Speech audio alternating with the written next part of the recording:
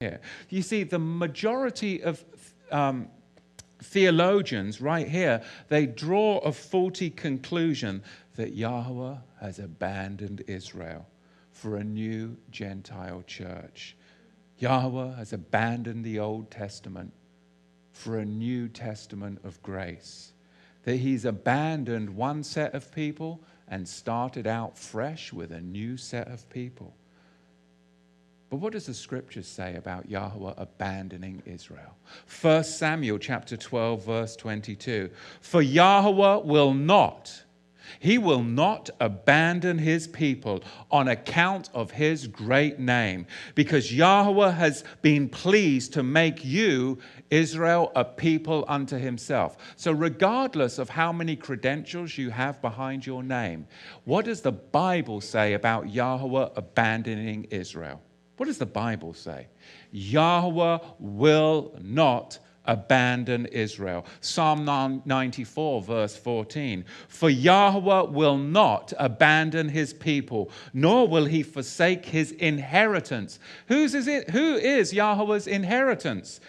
Psalm 78, verse 71, Isaiah 19, verse 25, and Jeremiah chapter 10, verse 16. Israel is Yahweh's inheritance that he will not abandon. Oh, he may bury his inheritance like a treasure in a field.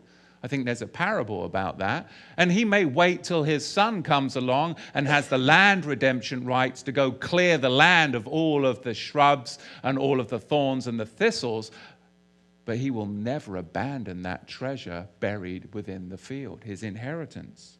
You see, the idea that Yahweh chose a new way, a new Christian way, a new way of grace, devoid of the first 3/5 of the Bible, devoid of Israel, is preposterous. It's preposterous. But if you don't read your scriptures, and you start reading the scriptures a little bit with a daily devotional in John, and you never go back to the beginning, you are divorced from biblical reality. You've been cut off from your roots, which he will go into a little bit more in the latter part of this chapter. Amos chapter 3, verse 2. You, Israel, only have I chosen among the families of the earth. Therefore, I will punish you for all your iniquities. So that's the key. Not a replacement of Israel and the invention of some new Gentile mission, but what? Punishment. Oh, yes. Yahweh will never abandon Israel.